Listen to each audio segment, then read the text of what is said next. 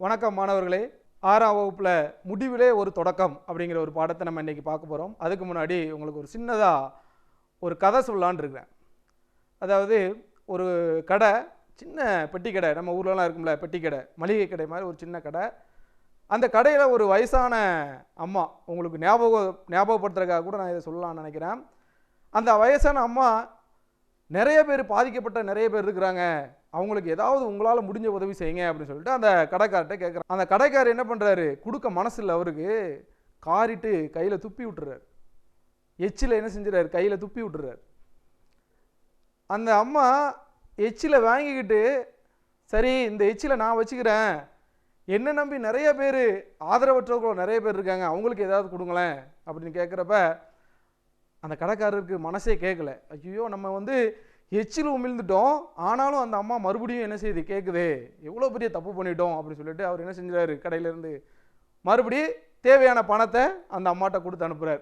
இந்த மனிதாபிமானம்ங்கிறது இதுதான், மனிதம்ங்கிறது இதுதான். ஏற்கனவே நம்ம நிறைய பாடங்களில் பார்த்துக்கிட்டே வர்றோம்.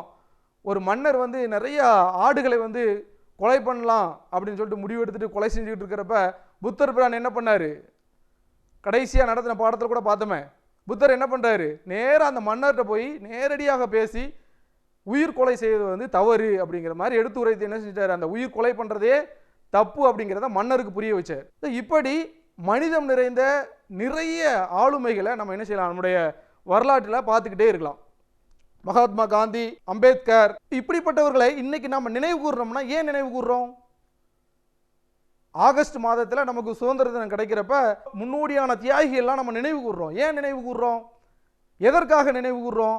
அவர்களை நாம் என்றைக்கும் மறக்கக்கூடாது அப்படிங்கிறதுக்காக நினைவு. எப்படி அவங்க நம்ம மனசுக்குள்ளே பூந்துட்டாங்க, ஏதோ ஒரு வகையில் இந்த நாட்டுக்கு சுதந்திரம் வாங்கி கொடுக்கணுங்கிறதுல தன்னுடைய வாழ்க்கையே தியாகம் பண்ணாங்க. அதனால நமக்கு நினைவு. காந்தியடிகளுக்கும் அம்பேத்கருக்கும் கொஞ்ச காலத்துக்கு முன்னாடி நம்முடைய தமிழ்நாடு அந்த குறுநில மன்னர்கள் நிறைய பேர் ஆட்சி செஞ்சால் கூட நமக்கு உடனே ஞாபகத்துக்கு வர்றது யாரு, பாரி, பேகன், ஆய், ஓரி, காரி, இப்படிப்பட்ட 7 வள்ளல்கள். வள்ளல்கள்னால என்ன அர்த்தம், கொடுக்கிறது, கொடுக்கிறது தான் கொடைன்னு சொல்லுவாங்க, அப்படிதானே? பல்வேறு வள்ளல்களை நம்முடைய வாழ்க்கையில் சந்திச்சுட்டு வந்தால் கூட நாம் வள்ளல்கள் அப்படின்னு எடுத்துக்கிட்டா உடனே சொல்கிறது யார, பாரியும் பேகனும். ஏன் எல்லாரும் தான் கொடுத்தாங்க. ஆய் மன்னனும் கொடுத்தான், காரி மன்னனும் கொடுத்தான், ஓரி மன்னனும் கொடுத்தான், அதியமானும் கொடுத்தாரு.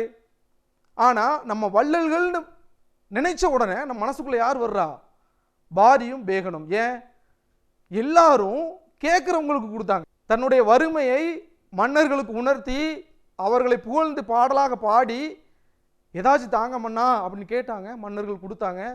ஸோ அவர்கள் எல்லாம் வள்ளல்கள் வரிசையில் இடம்பெற்றிருக்கிறார்கள்.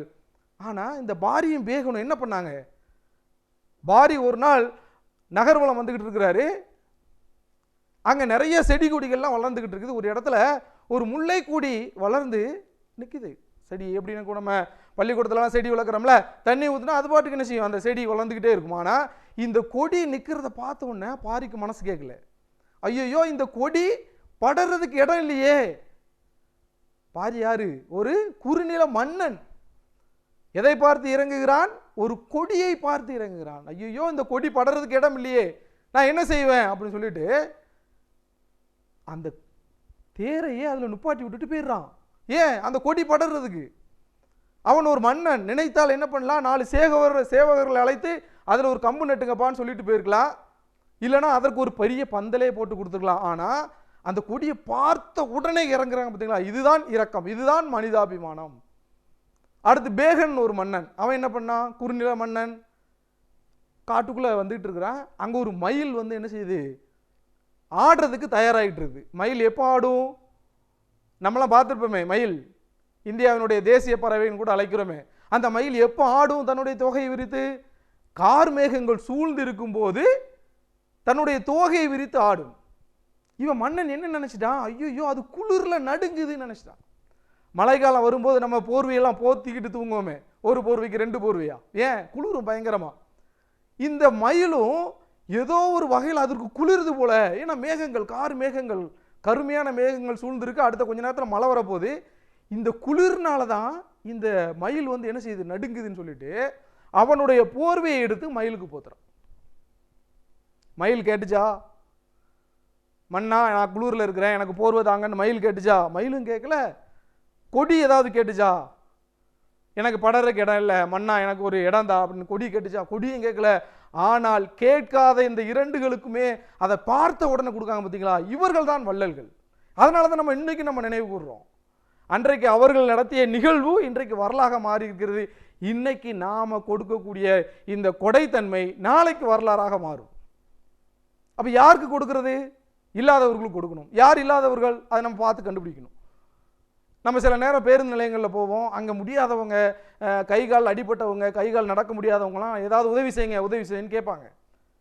அப்போ நம்மளால் என்ன செய்ய முடியும்? நம்மகிட்ட இருக்கிறத ஏதாவது ஒன்று கொடுப்போம் அப்படின்னு சொல்லிட்டு நம்மளால் மனமும் வந்து அவர்களுக்கு கொடுத்து உதவி செய்ய வேண்டும். அதற்காக நிறைய பேர் ஏமாற்றுவாங்க. அதையிலே நம்ம என்ன செய்யணும்? கவனமாக இருக்கணும். அப்போ இந்த வள்ளல்கள் தன்மையெல்லாம் எப்போ நிலைத்து இருக்கும் அப்படின்னா, எளியவர்களுக்கு இறங்கும் போது அவர்களுடைய பெயர் வரலாறுல என்ன செய்யும்? நிலைத்து இருக்கும். நாமும் எதிர்கால வரலாற்றில் நிலைத்திருக்க வேண்டும் என்றால் மனிதத்தன்மையோட இரக்கத்தோடு நடந்து கொள்ளணும். அதுதான் ரொம்ப முக்கியம். அதை குறித்த ஒரு கதையை தான் நம்ம இன்னைக்கு வகுப்புல பார்க்க போறோம். லப் டப், எங்கேயாவது கேள்விப்பட்டிருக்கீங்களா? லப் டப், கரெக்ட், சரியா சொல்லியிருக்காங்க. லேப்டாப் எங்க கேட்கும்? நம்முடைய உடல்ல இடது பக்கத்துல இதயத்தினுடைய ஓசை எப்படி இருக்கும்? Lub dub lub dub. அது சுருங்கி விரியும் போது லேப்டாப் லேப்டாப்ங்கிற ஓசையோட அது தன்னுடைய வேலையை தொடர்ந்து செஞ்சுக்கிட்டே இருக்குது. என்னைக்கு அது வேலையை நிறுத்துதோ நம்ம என்ன செஞ்சிருவோம்? இறந்துருவோம். இந்த இதயம் எப்படி மனிதனுக்கு ரொம்ப முக்கியமானது இல்லையா? அந்த இதயம் துடிப்பு இல்லைன்னா நம்மளாம் இறந்துருவோம். அந்த இதயத்தை எடுத்து இன்னொரு ஆளுக்கு வைக்க முடியுமா?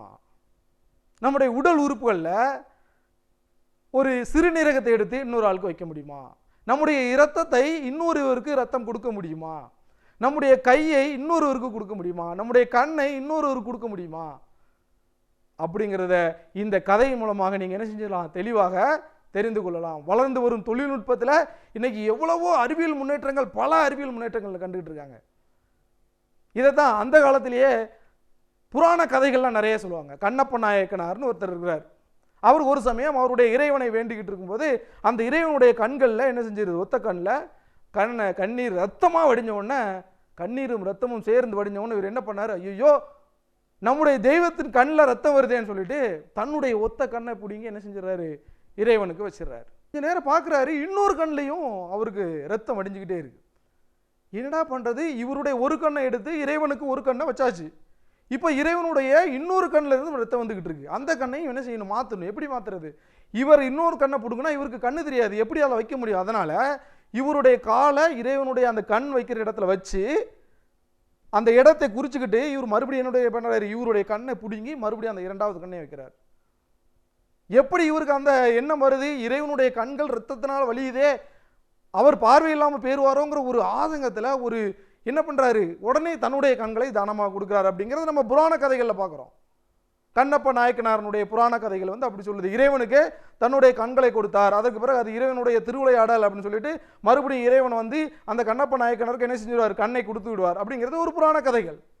ஆனால் இன்னைக்கு வளர்ந்து வரும் தொழில்நுட்பத்தில் நம்முடைய உடல் பாகங்களில் தேவையான உடல் பாகங்கள் நாம் இறந்த பிறகும் அது இயங்கக்கூடிய உடல் பாகங்களை உயிரோடு இருக்கும் ஒருத்தருக்கு கொடுக்கறதுக்கு பேர் தான் உடல் உறுப்பு தானம். இந்த உடல் உறுப்பு தானம் இன்னைக்கு நிறைய பேருக்கு தேவைப்படுது. ஏதோ ஒரு காரணத்தினால அவர்களுடைய சிறுநீரகம் என்ன செஞ்சிரு? பழுதடைந்து போயிடலாம், அவருடைய கண்கள் பார்வையிலேருந்து போயிடலாம், அவர்களுடைய இதயம் செயலிலேருந்து போயிடலாம். இப்போ உயிரோடு இருக்கிற ஒருத்தர் முடியாது அப்படிங்கிற நிலையில இந்த உடல் உறுப்புகள்லாம் பாதிப்படைஞ்சிருச்சே என்று கவலைப்பட்டு சாகக்கூடிய நிலைமையில ஏதோ ஒரு காரணத்தினால, விபத்தினாலோ ஏதோ ஒரு இடத்துல மூளையில் அடிபட்டு சாவு ஏற்பட்டுச்சுன்னா அவங்களுடைய உடல் உறுப்புகளை இந்த உயிரோடு இருப்பவருக்கு கொண்டு வைத்தால் இவர் என்ன செஞ்சுவார்? வாழ்க்கையில் தன்னுடைய வாழ்வை மறுபடியும் புதிதாக ஆரம்பிப்பார். எவ்வளவு ஒரு நல்ல விஷயம் இல்லையா? ஒருத்தர் விபத்தில் அடிபட்டு இறந்துட்டாரு, அவருடைய சிறுநீரகத்தையோ அவருடைய இதயத்தையோ உயிரோடு இருக்கும் தன்னுடைய சாவுடைய நாட்களை எண்ணிக்கொண்டிருக்கும் ஒருத்தருக்கு இந்த இதயத்தை கொண்டு கொடுத்தா அவர் உயிர் வாழ்வார். எப்படி இருக்கும்? நல்லா இருக்கும்ல? இவர்களுடைய பெயர் வாழ்க்கையினுடைய வரலாற்றினுடைய நிலைத்து இருக்குமா இல்லையா? நாம பொருளை கொடுக்குறோம், நமக்கு அளவுக்கு அதிகமான பொருள் இருக்குது, நிறைய செல்வம் சேர்த்துருக்கோம், எளியவர்களும் வறுமை வாய்ந்தவர்களும் நம்முடைய கேட்க வரும்போது நாம் அதை என்ன செய்வோம்? கொடுக்குறோம். அதனால் நம்மகிட்ட இருக்கிற பொருளை கொடுக்கும், நம்மளையே கொடுக்கறது தான் இந்த உடல் உறுப்பு தானம். வள்ளல் தன்மைன்னு சொல்ற நம்ம கடையில் வள்ளல்கள் படிக்குமே, அவர்களெல்லாம் இருப்பதையெல்லாம் தானம் பண்ணினார்கள். ஆனால் இந்த வளர்ந்து வரும் தொழில்நுட்பத்தில் தன்னுடைய உடல் உறுப்பையே தானம் பண்ணுறதுக்கு ஒருத்தர் முன் வந்திருக்காங்கன்னா எவ்வளோ பெரிய மிக முக்கியமான வாழ்க்கையில் ஏதோ ஒரு விபத்தில் அடிப்பட்ட ஒருத்தர் இன்னொருத்தருடைய உயிரை இன்னொருத்தருடைய கண்களுக்காக அவருடைய கண்ணை கொடுக்கிறது மிகப்பெரிய ஒரு வள்ளல் தன்மை. அந்த வள்ளல் தன்மையுடைய ஒரு கதை தான் நமக்கு இந்த 6ஆம் வகுப்பில் முடிவிலே ஒரு தொடக்கம் அப்படின்னு சொல்லி கொடுத்துருக்காங்க. அந்த கதை என்னென்னு பார்ப்போமா? மனிதநேயம், மனிதம், ஆளுமை, இந்த பண்புகளை இந்த கதையின் மூலமாக நாம் வளர்த்து கொள்ள வேண்டும். அதுதான் ரொம்ப முக்கியம். இன்னும் ஒரு எடுத்துக்காட்டு மட்டும் சொல்லிட்டு நம்ம நேராக கதைக்கு போயிடுவோம். ஒரு வயசான ஆளு ரோட்டில் நடந்து வர்றாரு. சாலை எங்கும் பயிர்கள் வளர்ந்து கொண்டிருக்கின்றன. அந்த பயிரில் சில பயிர் என்ன செஞ்சிருக்கு, வாடி போயிருக்குது. வாடி போயிருக்குன்னா என்ன அர்த்தம்? தண்ணி இல்லாமல் அது லேசாக அப்படி தலைக்கு விழுந்து நிற்குது. அதை பார்த்து உடனே இவர் என்ன செஞ்சிட்டார், பதறார். ஐயோ, தண்ணி இல்லாமல் இந்த பயிர்கள் எல்லாம் வாடி சரிந்திருக்கின்றனவே. அதனால் அவர் வாயத்தில் கவிதையாக மாறுகிறது. எப்படி மாறுகிறது? வாடிய பயிரை கண்டபோதெல்லாம் வாடினேன். நாம் ஒரு உயிரி, ஏதோ ஒரு உயிர் சாலையில் அடிபட்டு கிடந்தாலோ இல்லைனா ஏதாவது ஒரு பக்கத்து வீட்டில் தாத்தா பாட்டி உடம்புக்கு முடியாமல் இருந்தாங்களோ அவர்களை பார்த்து நாம் இரக்கம் கொள்ள வேண்டும் என்பதை இந்த முன்னோர்கள் எல்லாம் நமக்கு வழிகாட்டுகிறார்கள். எப்படி? வாடிய பயிரை கண்ட போதெல்லாம் வாடு. அவர் ஒரு தாவரத்தினுடைய இறப்பை கண்டு ஐயோ செத்து விடுமோன்னு வாடும்போது நாம் என்ன செய்யணும்? பிற உயிர்களை கண்டு நம்முடைய இரக்கத்தை வெளிப்படுத்த வேண்டும். அதுதான் இந்த கதையினுடைய முக்கிய நோக்கம். பெங்களூர்னு ஒரு ஊர். அந்த பெங்களூரில் ஒரு சிறுமி, அவளுக்கு மூச்சு விட முடியல, பயங்கரமாக சிரமப்படுறா. உடனே எல்லாரும் என்ன பண்ணுறாங்க, மருத்துவமனைக்கு போகிறாங்க. மருத்துவமனைக்கு கூப்பிட்டு போகிறாங்க. என்னாச்சு இவளுக்கு, என்னாச்சு ஏதாச்சு அப்படின்னு பார்க்குறாங்க. அவளால் தொடர்ந்து மூச்சு விட முடியல, கஷ்டப்படுறா பயங்கரமாக. மருத்துவர் வந்து அவரை பயங்கர செக் பண்ணுறாங்க. அந்த அறுவை சிகிச்சை அரங்கத்துக்குள்ளே போய் செக் பண்ணுறாங்க அவங்கள. இதயத்தில் என்ன பிரச்சனை, ஏன் அவளால் மூச்சு விட முடியல அப்படின்னு சொல்லிட்டு ஒவ்வொருத்தராக ஒவ்வொரு வகையில் டெஸ்ட் பண்ணிக்கிட்டே இருக்கிறாங்க. கடைசியில் மருத்துவர் என்ன சொல்கிறாரு, இதயம் வந்து அவங்களுக்கு ரொம்ப பழுதடைந்து விட்டது. அப்போ இந்த பேரண்ட்ஸ்க்குலாம் எப்படி இருக்கும்? ஐயோ, தன்னுடைய மகள் சீக்கிரத்தில் இறந்து போயிடுவா, ஏன் இதய துடிப்பு இல்லாமல் போகுது. பெங்களூரில் ஒரு சிறுமியினுடைய நிலை. இங்கே திருக்கழுக்குன்றன்னு ஒரு ஊர். இந்த திருக்கழுக்குன்றத்தில் ஒரு ஊரில் என்ன பண்ணுறான், ஒரு பையன் நல்லா நண்பர்களோட்ட ஜாலியாக விளாண்டுட்டு அவனுடைய பைக்கில் அப்படியே வந்துட்டு இருக்கான். ரோட்டில் வந்துட்டு இருக்கும்போது முன்னாடி ஒரு லாரி போய்கிட்டு இருக்கு. அந்த லாரியினுடைய கம்பி வந்து நீட்டிக்கிட்டு இருந்த கம்பி மேலே இவன் என்ன செஞ்சுட்டான், தெரியாமல் மோதி கீழே விழுந்துட்டான். கீழே விழுந்ததில் அவனுடைய தலையில் பலத்த அடி. உடனே ஐயோ என்னாச்சு ஏதாச்சுன்னு தெரியாமல் இவங்க 2 பேரும் என்ன செஞ்சாங்க, மருத்துவமனைக்கு தூக்கிட்டு ஓடுறாங்க. மருத்துவமனையில் போய் மருத்துவரை பார்க்குறாங்க. அங்கே தலை ஃபுல்லாக ரத்தம் வடிஞ்சிக்கிட்டே இருக்குது. என்ன செய்யன்னு தெரியல. மருத்துவர் உடனே எல்லாத்தையும் செக் பண்ணி பார்க்குறாரு. அவனுடைய இதய துடிப்பு நல்லா இருக்குது, மீதி எல்லா உடல் உறுப்புகளும் வேலை செய்யுது, ஆனால் மூளை வேலை செய்யலை. ஒரு மனிதனுக்கு மூளை எவ்வளோ முக்கியம், ரொம்ப அதி முக்கிய மூளை தான். நம்ம கம்ப்யூட்டர் இப்போ புதுசாக எல்லாம் கம்ப்யூட்டர்னு வச்சுருக்காங்க பார்த்தீங்களா. கம்ப்யூட்டரில் சிபியூன்னு ஒரு பாகம் வச்சுருக்காங்களா. அந்த சிபியூ எப்படி முக்கியம் கம்ப்யூட்டருக்கு, அதுதான் அதை கம்ப்யூட்டருடைய மூளைன்னு சொல்லுவாங்க. மூளை எவ்வளோ முக்கியத்துவம் வாய்ந்தது. நம்முடைய மனிதனுக்கு மூளை இல்லைன்னா வேலையே இல்லை, ஒன்றும் செய்ய முடியாது. நான் இன்றைக்கி பேசிக்கிட்டு இருக்கேன் அப்படின்னா மூளை, நீங்கள் கவனிச்சிக்கிட்டு இருக்கீங்கன்னா காரணம் மூளை. மூளையினுடைய பல்வேறு உறுப்புகளில் ஏதேனும் ஒரு உறுப்பு வேலை செய்யலாட்டி நம்மளால் பேச முடியாது, கவனிக்க முடியாது. செயல் இழந்து போச்சு. திருக்கழுங்குன்றத்தில் அந்த பையனுக்கு மூளை செயல், ஆனால் இதய துடிப்பு இருக்குது. உடனே டாக்டர் அவங்க அப்பா அம்மாட்ட சொல்கிறாரு, ஏம்மா உங்களோட பையனுக்கு மூளை செயல் இழந்துருச்சு, ஆனால் இதய துடிப்போடு இருக்குது, உங்கள் பையன் இன்னும் வாழணும் அப்படின்னு நீங்கள் நினச்சிங்கன்னா இந்த இதயத்தை நீங்கள் வேறு யாருக்கையாவது எப்படி சார் டாக்டர் இதயத்தை எப்படி தானம் பண்ண முடியும்? ஒருத்தர் சோறு இல்லை அப்படின்னு கேட்டால் அன்னம் தானம் பண்ணிடலாம். அன்னம்னா சோறு தானம் பண்ணிடலாம். ஏதோ ஒரு பொருள் கேட்குறாங்க அப்படின்னா நம்ம பணம் கொடுத்துடலாம், அந்த பொருளை கொடுத்துடலாம். இதயத்தை எப்படி கொடுக்குறது டாக்டர், எங்களுக்கு தெரியலையே அப்படின்னா டாக்டர் சொல்கிறாரு, அதெல்லாம் ஒன்றும் இல்லைம்மா, இன்றைக்கி மருத்துவத்துறை மிக அபரிதமான வளர்ச்சி அடைஞ்சிருச்சு. நீங்கள் என்ன செய்யலாம், இந்த இதயத்தை இந்த பொருந்தக்கூடிய நபர் யாராவது ஒருத்தர் இருந்தாங்கன்னா நீங்கள் அவங்களுக்கு தானமாக வழங்குங்க. அதன் மூலமாக அவங்க நிறைய நாள் உயிர் வாழ்வாங்க. உங்கள் பையனுடைய இதயம் இன்னொருத்தர் உடைய இதயமாக மாறி அவர்களை வாழ வைத்து கொண்டிருவோன்னா இவங்க பயங்கரமாக யோசிக்கிறாங்க. எப்போவுமே நம்ம பையங்க அப்பா அம்மா நம்மகிட்ட இருந்து ஏதாவது ஒரு சின்ன அடிப்பட்டால் கூட தாங்க மாட்டாங்களா, எப்படி கொடுக்குறது அப்படின்னு யோசிக்காங்க. கடைசியாக ஒரு முடிவுக்கு வர்றாங்க, சரி டாக்டர் நாங்கள் எங்களோட இதயத்தை தானமாக என்னுடைய பையனுடைய இதயத்தை தானமாக நாங்கள் கொடுக்குறதுக்கு சம்மதிக்கிறோம். அப்படின்னோடனே இந்த டாக்டர் என்ன பண்ணுறாரு, உடனே எல்லாத்துக்கும் தகவல் தெரிவிக்கிறார். அவருடைய மருத்துவமனை நண்பர்கள் அவ்வளோ பேத்துக்கும் தகவல் தெரிவிக்கிறார். இப்படி திருக்குளங்குன்றத்தில் ஒரு பையனை வந்து விபத்து ஏற்பட்டுச்சு, மூளை வந்து செயலிழந்துருச்சு, அதனால் இதய துடிப்பு வந்து அவனுக்கு நல்லா இருக்குது, இந்த இதயம் இந்த குரூப் உள்ள ரத்தத்திற்கு தேவையா அப்படின்னா நீங்கள் என்னைய தொடர்பு கொள்ளுங்க, நான் இந்த இதயத்தை அனுப்பி வைக்கிறேன் அப்படின்னோடனே இந்த செய்தி யாருக்கு போகுது, ஏற்கனவே அங்கே ஒரு பொண்ணு அடிபட்டு கிடக்கிறாளே, யார், பெங்களூரில் ஒரு சிறுமி இதய துடிப்பு நிற்க போதே, அவங்க வந்து இதயத்தை தேடிக்கிட்டு இருக்காங்க. அவங்க உடனே இந்த டாக்டரை தொடர்பு கொள்கிறாங்க, என்னுடைய பிள்ளைக்கு இதயம் வேணும், நீங்கள் தயவு செய்து நீங்கள் உதவி பண்ணுங்கள்.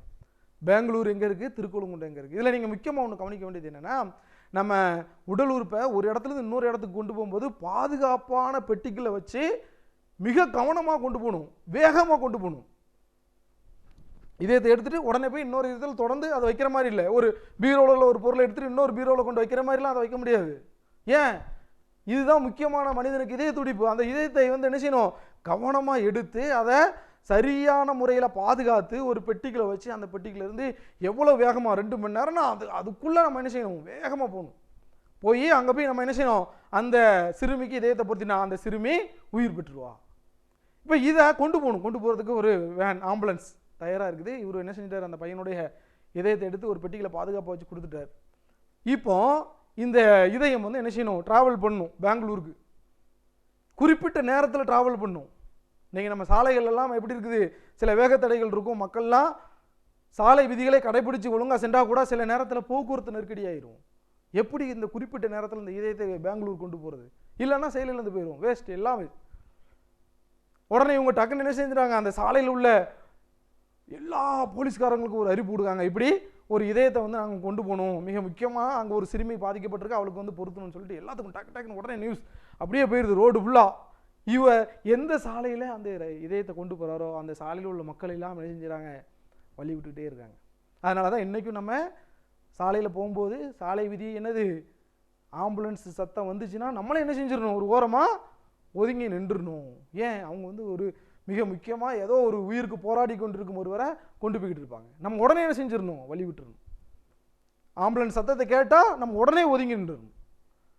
இப்படி ஒரு செய்தி வருது, இங்கே திருக்குளங்குன்றத்துலேருந்து ஒரு இதயம் பெங்களூருக்கு வந்துக்கிட்டு இருக்கு, தயவுசெய்து யாரும் சாலையில் விலகி நின்னுங்க அப்படின்னு சொல்லி ஒரு தகவல் எல்லாத்துக்கும் போகிற ரோட்டில் எல்லாத்துக்கும் சொல்லிட்டாங்க. அப்படி இப்போ இதயம் திருக்குளங்குன்றத்துலேருந்து வேகமாக ஒருத்தர் எடுத்துகிட்டு வண்டியில் வேகமாக கொண்டு போகிறார். அவருக்கு எந்த வித இடைஞ்சலும் இல்லை, சாலைகள் எல்லாம் எந்த வண்டியும் எதிர்த்தாப்புல வரல, மிக வேகமாக கொண்டு போய் என்ன செஞ்சுறாரு, பெங்களூரில் கொண்டு சேர்த்துறாரு. பெங்களூரில் மருத்துவர்கள் எல்லாம் உடனே என்ன செஞ்சுறாங்க, அதை வாங்கி டக்குன்னு அந்த சிறுமிக்கு தேவையான ஆப்ரேஷன் உடனே அறுவை சிகிச்சை செஞ்சு இந்த இதயத்தை அதில் மாற்றுறாங்க. கொஞ்சம் நேரத்தில் அந்த இதயம் வந்து துடிக்க ஆரம்பிச்சிருது. சிறுமிக்கு கொஞ்சம் அப்படியே நாடி துடிப்பு ஏற்படுது. அந்த பெற்றோர்களுக்கு அளவில்லாத ஒரு மகிழ்ச்சி, நம்ம குழந்தை வந்து பொழைச்சிட்டா, எப்படி எவ்வளவு ஒரு சந்தோஷமாக இருக்கும்.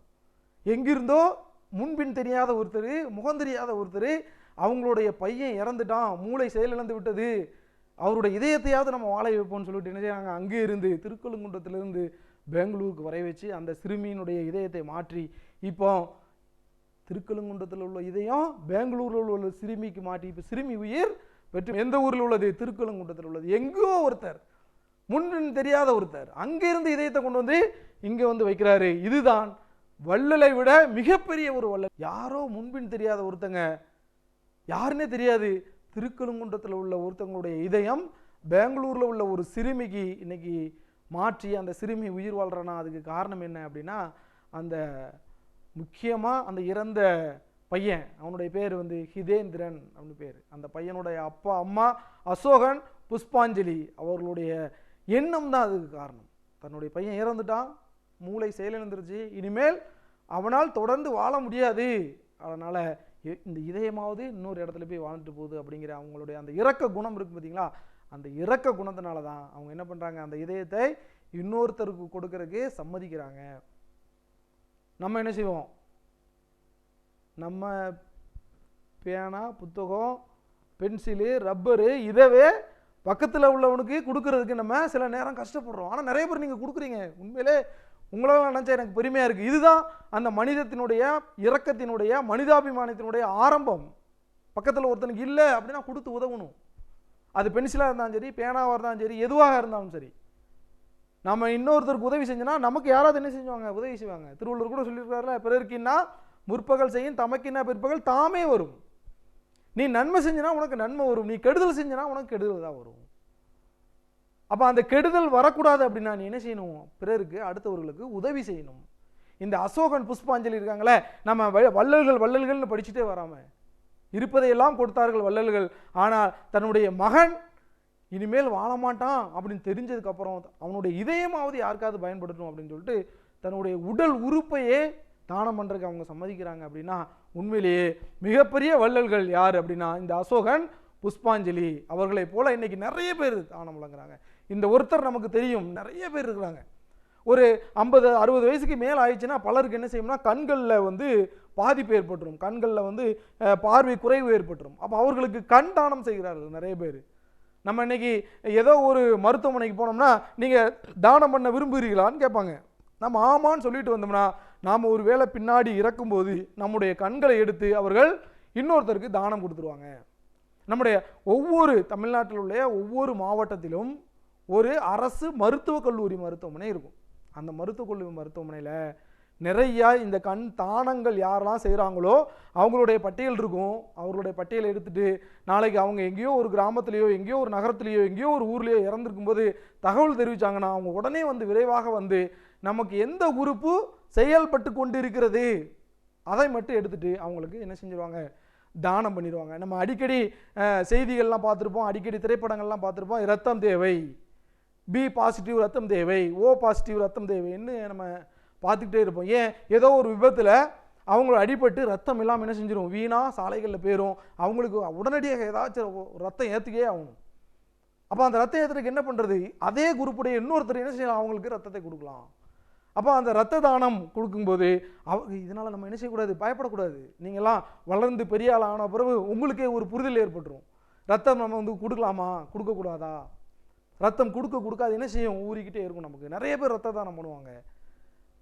இது நம்ம பண்ணக்கூடிய தானம் வேறு ஒருத்தருக்கு என்ன செய்யும்? அவரை வாழ வைக்கும். இந்த உலகத்தில் சேர்ந்து மக்களோடு மக்களாக சேர்ந்து வாழ வைக்கும். நாம் நிறையா தானம் பண்ணணும்.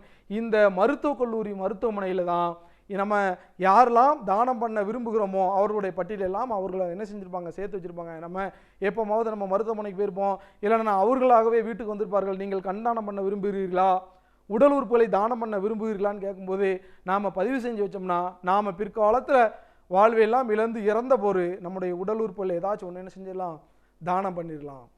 அதை விட உடல் உறுப்பு தானம் பண்ணுறோம்ல, இதே மாதிரி இந்த வளர்ந்து வரும் தொழில்நுட்பத்தில் மனிதனுக்கு வந்து என்னென்ன நோய்கள் வருது, எங்கெங்கே வருது அப்படிங்கிறதையும் இந்த மருத்துவக் கல்லூரி மருத்துவமனையில் மருத்துவர்கள் படிச்சுக்கிட்டே இருப்பாங்க. நிறையா நம்மளை மாதிரி உங்களை மாதிரி நீங்கள்லாம் பின்னாடி டாக்டர் ஆகணும் மருத்துவர்கள் ஆகணும்னு படிச்சிங்கன்னா உங்களுக்கு அந்த ஒரு மனிதனுடைய உடல் உறுப்பையே போட்டு சொல்லி தந்துடுவாங்க. இதயம் இங்கே இருக்குது, நுரையீரல் இந்த இருக்கு பேர் அப்படின்னு சொல்லிட்டு சொல்லி தந்துடுவாங்க. ப்ராக்டிக்கலாக சொல்லி தரும்போதும் நம்முடைய உடல் உறுப்பை நீங்கள் மருத்துவக் கல்லூரி மக்கள் நான் இறந்த பிறகு பயன்படுத்தி கொள்ளலாம் அப்படின்னு கொடுத்தீங்கன்னா உங்கள் உடல் உறுப்பை மாணவர்கள் படித்து எங்கெங்கே என்னென்ன இருக்குன்னு சொல்லிட்டு அவருடைய பேராசிரியர் சொல்வதெல்லாம் படிக்கிறது கூட நம்முடைய என்ன செய்யலாம்? உடலையே அந்த மருத்துவக் கல்லூரி மருத்துவமனைக்கு கொடுத்து விடலாம்.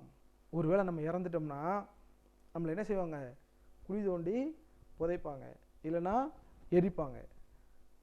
இதானே நடக்கும். அது சாம்பலாக போயிடும், மண்ணோடு மண்ணாக மக்கி போயிடும், கரையானலாம் அரித்து ஒன்றுமே இல்லாமல் ஆகி போயிடும். ஆனால் நம்ம இப்படி உடல் உறுப்புகளை தானம் பண்ணும்போது யாரோ ஒருத்தர் நம்மளை என்ன செஞ்சிருவாங்க? வாழ்த்துக்கிட்டே இருப்பாங்க. அவங்க வாழும் வரைக்கும் நம்மளை சொல்லிக்கிட்டே இருப்பாங்க, இது என்னோட இதயம் இல்லை, திருக்குழுங்குன்றத்தில் உள்ள அந்த பையனோட இதயம் என்ன, அந்த சிறுமி எப்போவும் சொல்லிக்கொண்டே இருப்பாள். நாம் இன்னைக்கு வள்ளல்கள்னு பேர் சொல்லிக்கிட்டே இருக்கமே, எப்படி சொல்கிறோம்? பாரி, பேகன், ஆய், ஓரி, காரி, நல்லி, அதியமான், அஞ்சின்னு சொல்லிக்கிட்டே இருக்கமே. ஏன் அவர்களுடைய பேர்லாம் சொல்லும்? அவர்கள் பிறருக்காக இறங்கினார்கள், பிறருக்காக மனிதாபிமானத்தோடு செயல் நடத்தினார்கள். அதனால தான் ஹிதேந்திரன் அன்னைக்கு நம்ம நினைவு கொள்கிறோம். நாமும் நாளைக்கு உடல் உறுப்புகளை தானம் செய்யும்போது நம்மையும் இந்த உலகம் என்ன செய்யும்? நீண்ட நாட்களாக நினைவில் வைத்துக் கொள்ளும். ஒருவேளை யாருமே இப்படிப்பட்ட ஒரு சூழ்நிலையில் சம்மதிக்கலைன்னா இங்கேயும் ஒரு உயிர் வீணா போயிடும், இங்கேயும் ஒரு உயிர் வீணா போயிடும், இறந்து போயிடும். ஆனால் நம்முடைய உடல் உறுப்புகளை கொடுக்கும்போது இங்கே ஒரு உயிர், ஏதோ அதுக்காக நம்ம உயிரோடு இருக்கும்போது நம்முடைய இதயத்தை விட்டு எடுத்துகிட்டு போங்கன்னு சொல்ல முடியாது இல்லையா? நம்ம உயிர் முக்கியம்ல. நம்ம இறந்துட்டோம்னா நம்முடைய உடல் உறுப்புகளை தைரியமாக என்ன செய்யலாம்? கொடுக்கலாம். இறந்த உடலுக்கு மரியாதையே இல்லை. யாரோ ஒருத்தருக்கு பயன்படுகிற வகையில் நம்ம என்ன செய்யணும்? நம்முடைய உடல் உறுப்புகளை தானம் பண்ணும்போது கண்டிப்பாக நம்முடைய இதயத்தையோ நம்முடைய சிறுநீரகத்தையோ நம்முடைய இரத்தத்தையோ வைத்துக்கொண்டு இன்னொருவர் உயிர் வாழ்வார்கள். அதனால் நம்ம உடல் உறுப்பு தானத்தை நாம் மனம் வந்து செய்யணும். சரியா? அதுதான் இந்த முடிவிலேயே ஒரு தொடக்கம் அப்படிங்கிற பாடம் உணர்த்தக்கூடிய மிக முக்கிய கருத்து.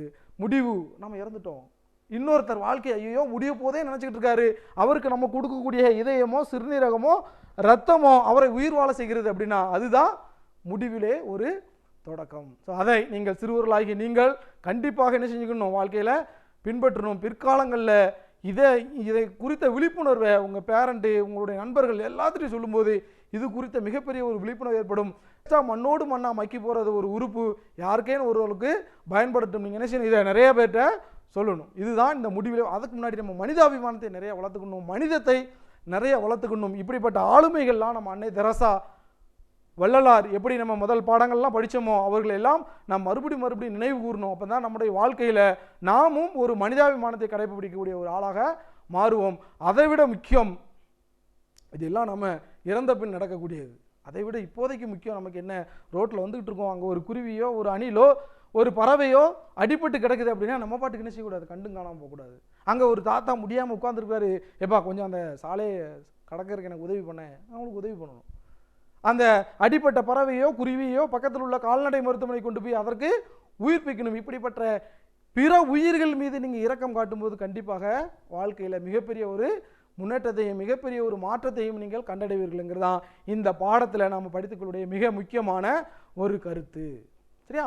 ஸோ அதனால் முடிவிலே ஒரு தொடக்கம் அப்படிங்கிற கதை மூலமாக நம்ம தெரிஞ்சுக்கிட்டது என்ன அப்படின்னா, நம்முடைய உடல் உறுப்புகளை இன்னொருவருக்கு நாம் தானம் செய்யலாம். கண்டிப்பாக நம்ம எல்லாரும் தானம் செய்ய வேண்டும். செய்வீங்களா? கண்டிப்பாக செய்யணும். சரியா? சரி, கதை நல்லா இருந்துச்சா? இப்போ உங்கள்கிட்ட நான் ஒரு கேள்வி கேட்க போகிறேன், கேட்கலாமா?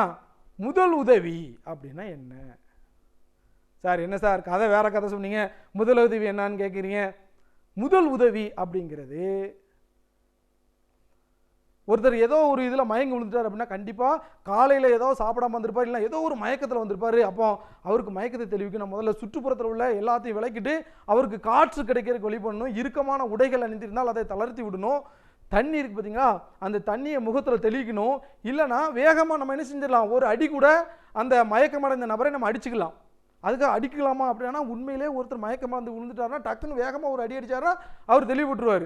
அந்த தண்ணி அடிக்கிறது கூடிய காரணம் அதுதான். தண்ணியை முகத்தில் இப்படி தெளிக்க கூடாது, வேகமாக தெளிக்கும் போது தான் அந்த முகத்தில் பட்டு அவர் டக்குன்னு என்ன செஞ்சிருவார், மயக்கம் தெளிவார். இந்த முதலுதவியை நீங்கள் எல்லாரும் கடைபிடிச்சுக்கணும். பிற்காலங்களில் நீங்கள் இந்த உடல் உறுப்பு தானத்தை கடைபிடிக்க வேண்டும் என்று இந்த முடிவிலே ஒரு பாடத்தின் மூலமாக நாம் எல்லாரும் அறிந்து கொண்டோம். நீங்கள் கண்டிப்பாக கடைபிடிப்பீர்கள் என்று நம்புகிறேன்.